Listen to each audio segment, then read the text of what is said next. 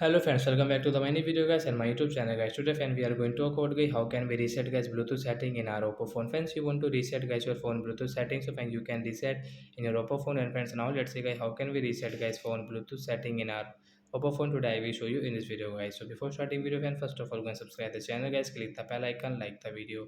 So I will on our phone setting guys. After on phone setting I scroll it. Friends, you can see guys this additional setting. So guys click on guys your phone additional setting guys, tap here.